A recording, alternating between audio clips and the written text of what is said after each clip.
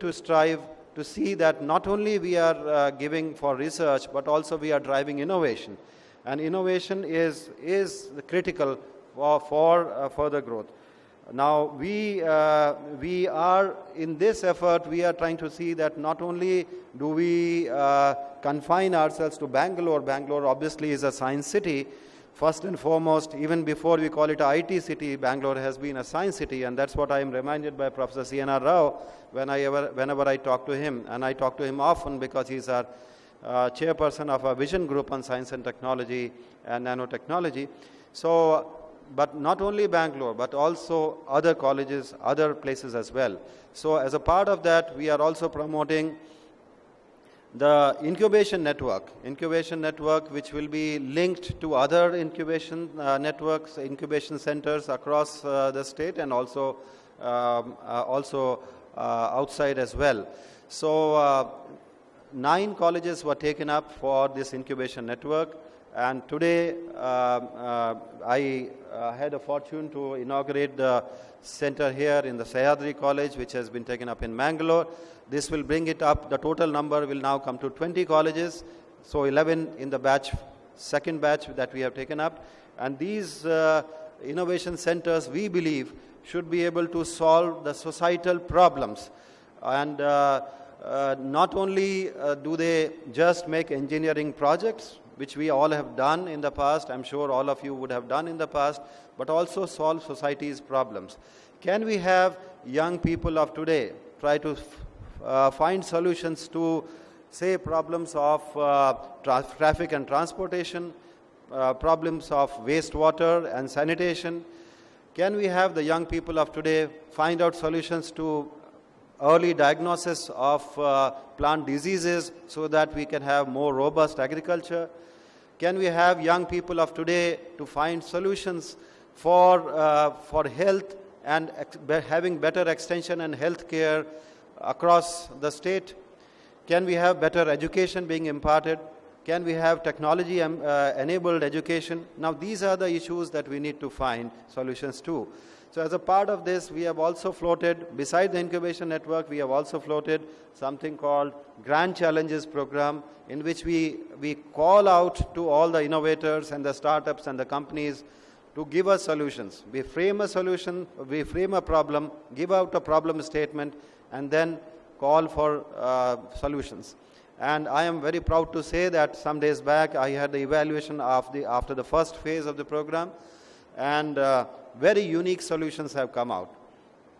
The one which I recall very vividly is a solution in which you could employ the IoT, the artificial intelligence and deep learning and all these algorithms, etc., and find solutions to agriculture, which basically enables you to just take a photograph of a plant, and then immediately on the fly you are able to get, this is the disease, this is the moisture distress, this is the kind of plant disease infestation, etc., and then thereby opening the entire world to what could be done to solve this problem.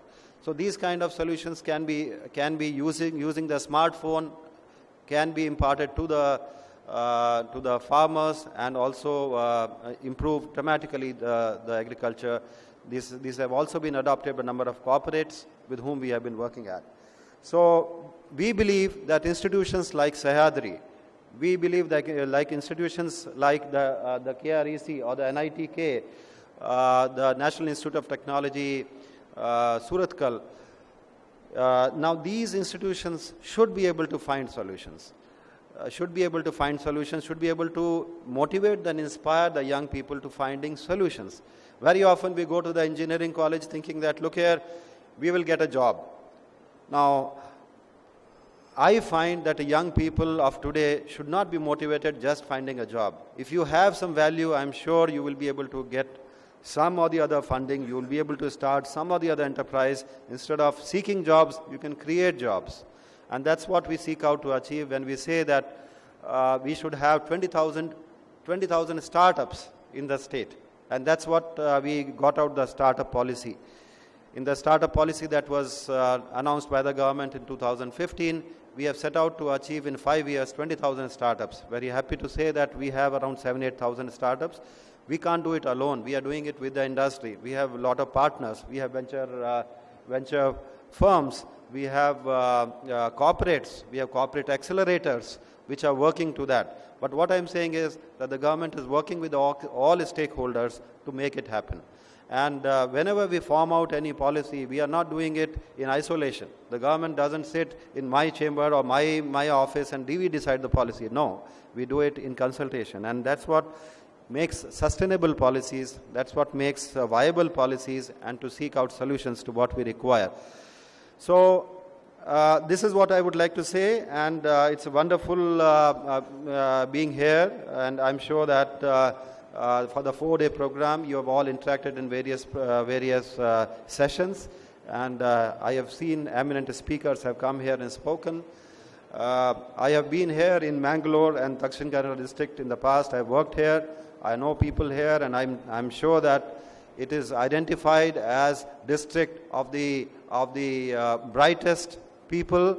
They say that the God has particularly blessed people of Mangalore and South Canara and Udupi. They have been the people who have led science, they have led technology, they have led innovation, they have led literature, and I'm sure that this innovation or this kind of conclave which has been taken up would also help and take forward this kind of innovative spirit among the Dakshin Kannada people. Thank you all very much and wish you all the best. Thank you. Thank you, sir, for giving us an insight into the various initiatives taken by you and for your address. Our guest of honor today is Professor Uma Maheshwar Rao Karnam, Director, National Institute of Technology, Karnataka at Surathkal. He has served at IIT Kharagpur. He is involved in many sponsored and consultancy projects. He is the recipient of the Hindustan Zinc Limited Gold Medal. Professor Rao has obtained INSA COSAF, that is Korea Science and Engineering Foundation Award, and under this fellowship program, he worked at Korea Institute of Geosciences and Mineral Resources. He was also awarded Erudite Fellowship from Kigam, South Korea. We request you to address the gathering, sir.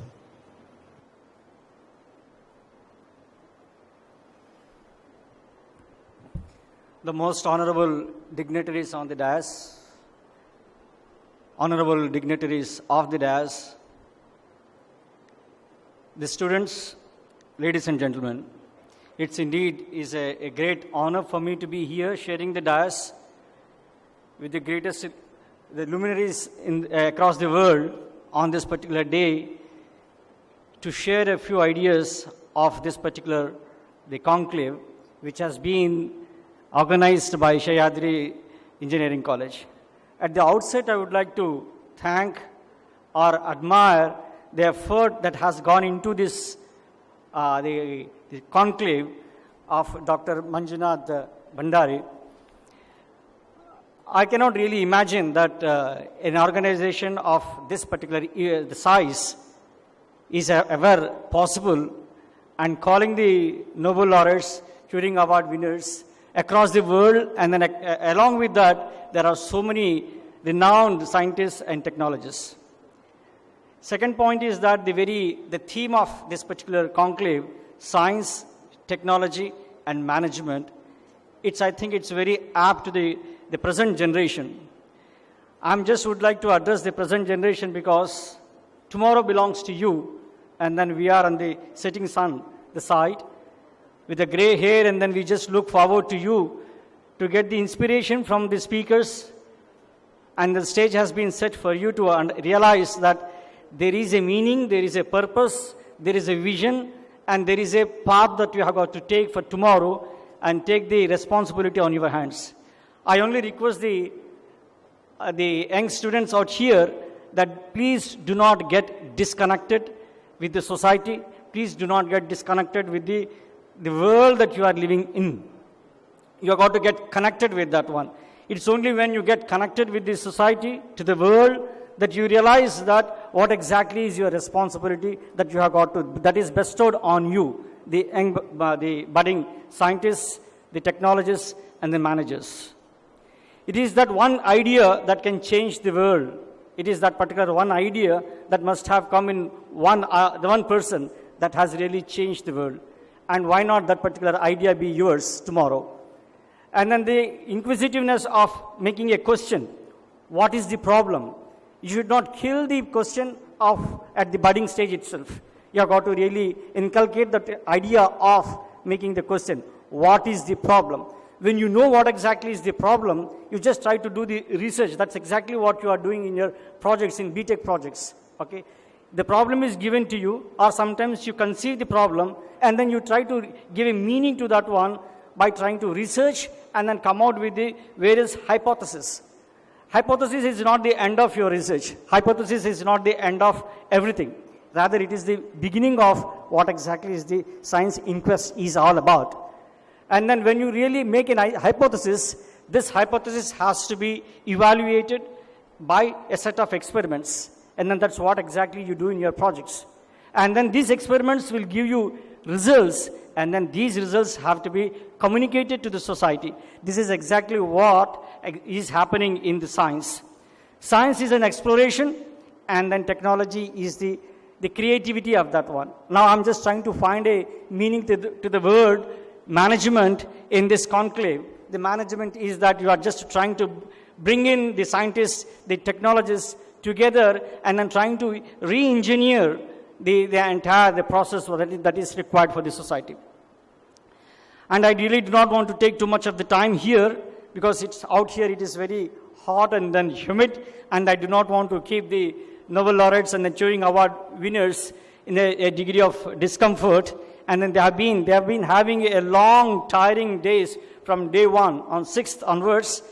I would like to address all of you on some other occasion, and then try to really make you involved, and then become inquisitive, and then become inclusive of the society where you are living in, because the responsibility is bestowed on you. And then I once again thank the authorities, and then personally thank Dr. Manjunath Bandari for having given this particular opportunity to share the dais with the luminaries across the world. Thank you very much. Thank you, sir, for inspiring our young students with your address. Our guest of honor is Professor K. Bhairappa, Honorable Vice Chancellor of Mangalore University. We welcome you, sir, and request you to address the gathering. Very good afternoon, ladies and gentlemen, dignitaries on the dais, Nobel laureates, Professor Ada Yonath, Professor Sergey Haroshi, and the guest of honors, Professor Uma Maheshwar Rao, Mr. Gaurav Gupta, and also Professor Joseph Sifakis, Professor Prabhakar, my friend Dr. Honegowda, and Professor Satya Prasad, Shankar Prasad, and a host of other dignitaries on the dais, and dignitaries of the dais, participants of this wonderful Sahyadri Conclave, and invitees, media persons. I do not want to take too much of your time. A couple of months ago, when Dr. Manjunath Bandari, the president of this institution, spoke to me about this conclave, I couldn't believe how he could bring together the Nobel laureates, senior scientists, academicians, managers, and the technocrats before these budding students. And I was going through the motto of this Sahyadri Science Conclave. It is an initiative to popularize science and technology amongst the masses and create an awareness regarding its impact on socio-economic for a sustainable, inclusive development of the nation.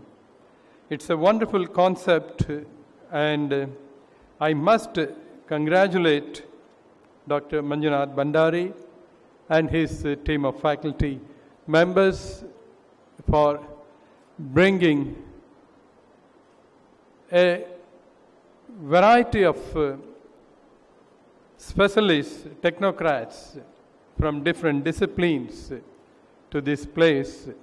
As all of you know, Mangalore on the whole is a hub of education in the whole country, I would say. And we have top class institutions, and bringing the Nobel laureates and the top technocrats and academicians and scientists to this budding institution, which is just 10 years old. It is a great job and well done, Dr. Manjunath Bhandari.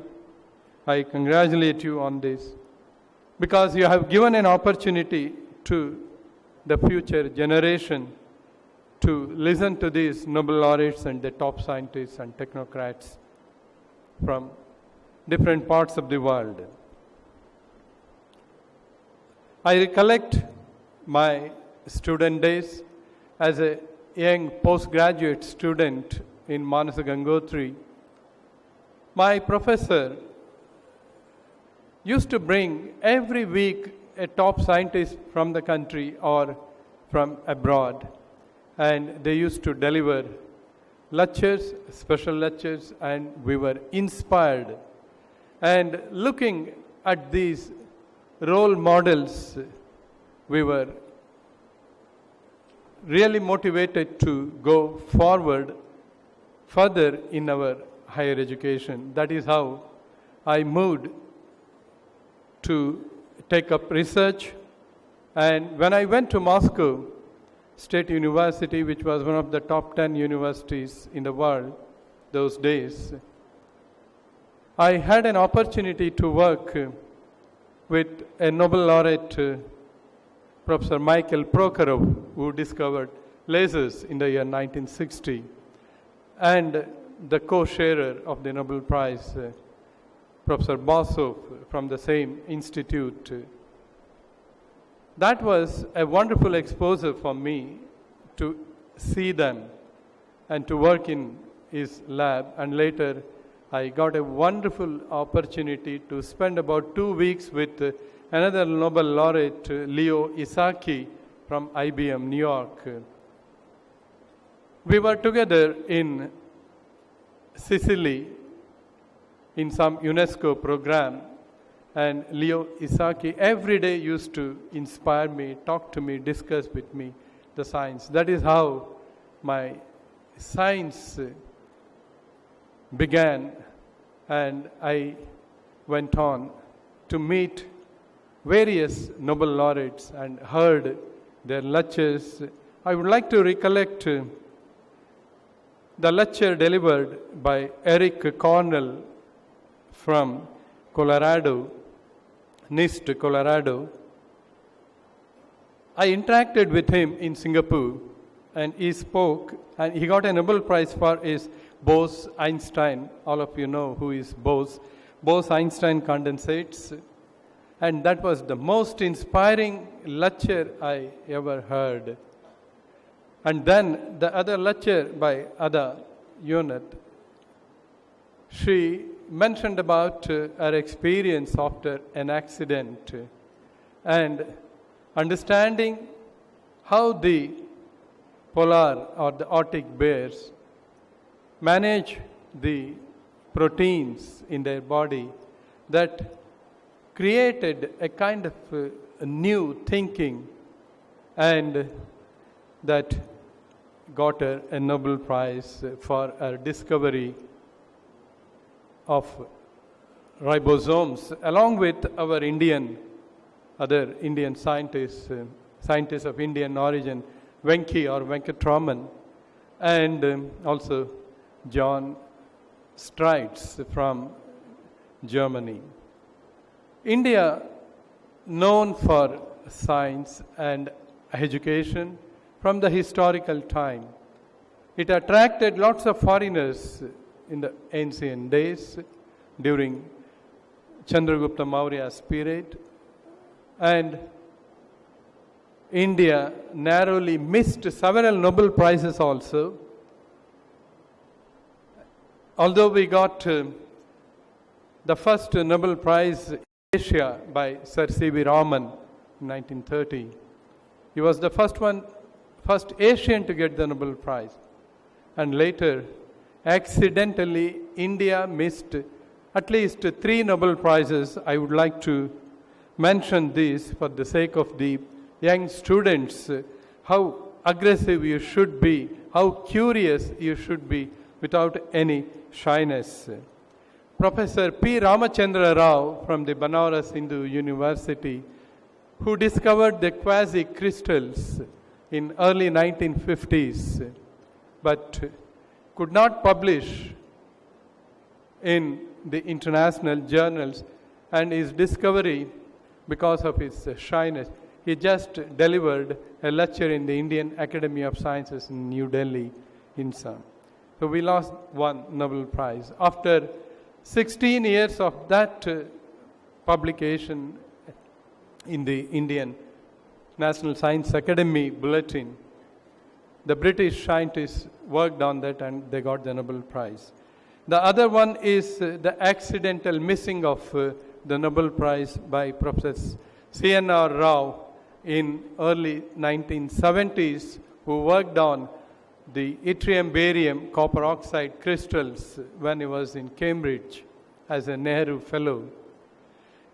He studied everything about that IPCO except measuring the superconductivity in liquid nitrogen temperature. And after many years, that was done in 1984-85 by the Swiss physicist, they got the Nobel Prize. So like this, we lost the other one. I am happy that Professor Ada Yonath mentioned in her inaugural speech on the first day, on 6th, about Professor G.N. Ramachandran from Madras University. The whole world knows, they acknowledge his discovery of this double helical structure. And even today, there is an auditorium in Madras University named after him, and the structure discovered by Ramachandran stands as a symbol of that auditorium. So 3 Nobel Prizes we missed, although we got so many other, starting from Sir C.V. Raman. We have Khurana, then S. Chandrasekhar, and Venki. So these people serving abroad, they got the Nobel Prizes. Why I am telling this is to the young students, develop curiosity. That curiosity only can lead you to the discovery of unknown things. And nature has created so many things, and what we are doing is just unraveling or understanding the mysteries of the life. And my specialization is crystallography, and the Nobel Prize winner, Nobel laureate Ada Yonath, is also from the field of crystallography. And we have so many Nobel Prize winners, starting from the days of Loewe, a German crystallographer, in 1907. Then we got Bragg, William Bragg and son, father and son. Then Peter Hartmann from Buffalo. We have the president of the Buffalo University here with us, Professor Tripathi. And Hartmann served there as a faculty in Buffalo. Then we had Harold Crato and a lot of other Nobel laureates, even Dorothy Hodgkins from Oxford. So science is such a subject, and I would like to recall the words of another very big name of Indian origin, who won a prize equivalent to a Nobel Prize as a very young mathematician, Manjul Bhargav, who won the Fields Medal in mathematics, the highest equivalent to a Nobel Prize, who is the youngest professor from Princeton University, one of the top 3 universities in the world. He says, students should be exposed to a variety of subjects. Then only the curiosity can be built in the minds of the students when they are grown. And he says he didn't study mathematics except in the school days, and later he pursued when he was in the postgraduate level.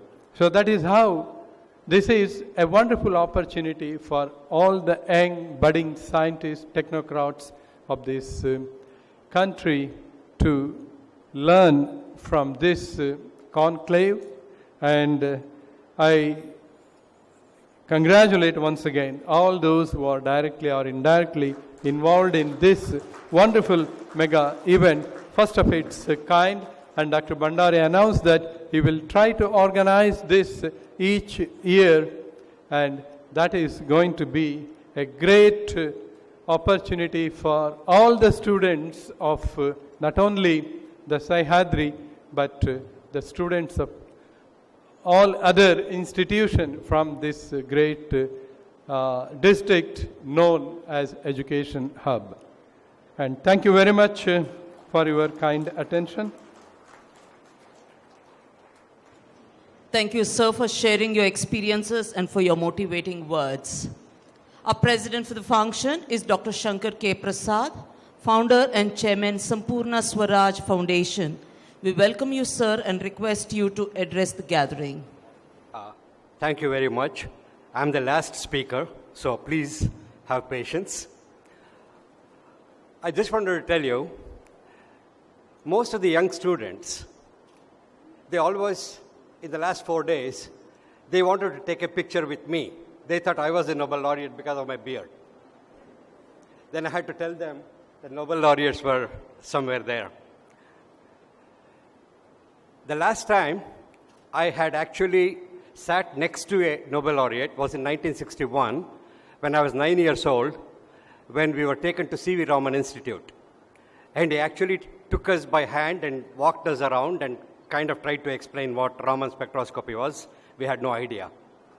After that, the next time I get a chance to sit is here. So it has taken me almost 57 years to sit next to a Nobel laureate. Sometimes you get lucky. You can win a lottery.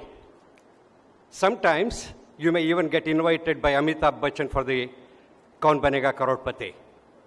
But let me tell you, you don't get a chance to be invited Manjunath Bhandari to attend a conclave like this, where I get a chance to meet great scientists like this. So it's actually like winning a lottery to be invited to be part of such an association. Actually, Mangalore is very lucky. Though Bangalore is there, Mangalore is what we call the second-tier city in Karnataka. Mangalore is very lucky to have such a conglomeration of scientists like the Nobel laureates that we have seen today. And this is a galaxy of stars, if you want to look at it that way. Professor Ada Yonath, the lady, the grandmother, the mother, and the young dynamic Nobel laureate entertained us with her phenomenal work. I don't want to even discuss the work because this is the last minute, but all I know is her scientific innovation has paved the way for creating new medicines in the 21st century. Just so that you know, she comes from Israel. Israel has a population of 8 million. They have 12 Nobel laureates. We in India, we have a population of 1,200 million, and we have also 12 Nobel laureates, but only 5 of them are from India, the rest of them are from America and other places. So it's for us to recognize that having a very big population has an advantage, but we better make use of it. Next, Professor Sifakis, a Turing Award winner, a genius in computer science, has developed modeling methods that has optimized and developed reliable technologies to make aeroplanes, as well as Pentium microprocessors, i3, i5, i7 processors, and this is the kind of computer technology that he has developed, for which he has won the Turing Award. And he has also, his research has given a direction for where the Internet of Things should be, where the self-driving cars should be. And this is the future of our lifestyle, and we must appreciate that we had an opportunity to have somebody like Professor Sifakis right here in the midst of us. Lastly, Professor Harosh, who is a professor who won the Nobel Prize in Physics, who proved what Einstein and Bohr had imagined, a photon in a box. He proved that it was possible, and he also proved that Schrödinger, who thought catching a photon in a box may be damn difficult, he proved that it is possible. So what a genius for us to have a guy who catches a photon in a box in the middle of us. His work has created the next gateway for our understanding of what quantum computing is and how the future computers will be. Each of them, by their fluid, enthralling, extremely musical talks, when you sit there, actually, in many times it brought tears in my eyes to see what simplicity they had to create such a genius of work. So that is the emotion that they could bring when somebody listens to their talk, and that was, I would say, it was fortunate for all of us to be there. Other than that, we had many other people. For example, Robert Richardson, who was a robotic expert that we had invited from Leeds. He had created phenomenal robotic creations. And I asked him, he was having a lot of fun creating all those robots. I asked him, do you actually get paid to have fun? So that means that is the kind of creativity they are doing in robotics. He actually showed us how the robots are used to go into the pyramid using drones and worms. And similarly, Professor Satish Tripathi, who gave us a beautiful talk, he talked about how a young village boy shows importance of computer science, dedicates himself, and becomes the president of a university in America. Okay? That shows it is possible to become anything. Of course, Dr. Anant Agarwal talked to us about the future of education. Dr. Anish Arora, Dr. N.N. Kumar, who showed us the BrahMos, the missile that we have created in our own country. If those of you who have seen it, you'll be amazed that such a thing can be actually done in our country. All I can say is, I will not name all the people because there are too many. All I can say is, from artificial intelligence to water to yoga, we had a spectrum of people who talked about it. We are extremely thankful for that. And more importantly, I would strongly suggest for the IT and BT Secretary, Dr. Gaurav Gupta, that what Sahyadri has initiated in Mangalore must be replicated probably in every college in Karnataka and probably in every college in India. Because that is the only way we can actually imagine an India that is more beautiful than what we have today. No doubt, everybody has thanked Manjunath Bhandari. I don't want to just thank him. I want to thank everybody, from Manjunath Bhandari to every student, every faculty member, and every other person in Sahyadri for taking such a great initiative with a lot of motivation and passion and make it happen. So let's give a big hand to everybody, and thank you very much. Thank you, sir, for your motivating address. Feeling gratitude and not expressing it is like wrapping a present and not giving it. I request Professor S.S. Balakrishna to give the word of thanks. Hello, good afternoon, everyone. It's my pleasure to thank all the people who have directly or indirectly helped, supported in organizing and successful completion of the mega event, Sahyadri Science Technology and Management Conclave, organized by Sahyadri College of Engineering and Management. Firstly, it's our duty to thank the three important achievers of highest order, Nobel laureates and touring awardee, who spent their valuable time with us during the period of conclave, inspiring and motivating young students by sharing their precious thoughts and knowledge. On behalf of Sahyadri College of Engineering and Management, students, staff, I thank the Nobel laureate in chemistry, Professor Ada Ionoth, Nobel laureate in physics, Professor Serge Harosh, and Turing awardee in computer science, Dr. Joseph Sifakis. I request the audience to give a standing ovation to all the three great people for their greatest achievement and contributions to science and technology. Professor Ada Ionoth, Serge Harosh, and Joseph Sifakis. Your visit to this conclave will be remembered for a long time, and I request our chairman to distribute mementos to all the dignitaries. Once again, I thank all the people who have supported directly, indirectly for successful organization of organizing this Science, Technology and Management Conclave. And also, I thank both print and visual media for providing wide coverage to this Sahyadri Science Conclave. Thank you very much. Thank you, one and all. Thank you, sir. I now request everyone to please stand in attention for the national anthem.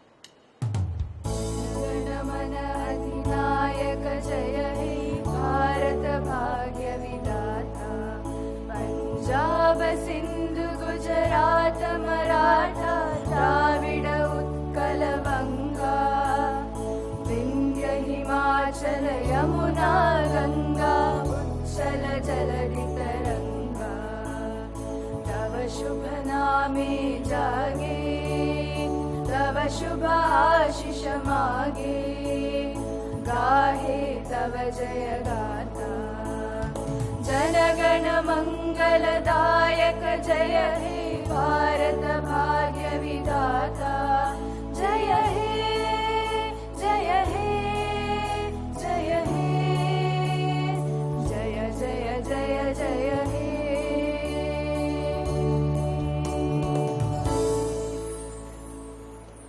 Thank you. Today is not the end, it is just the beginning. There are several takeaways from the conclave. Let us take a clue from the learned luminaries and put our minds in this direction and make our society a better place for the generations to come.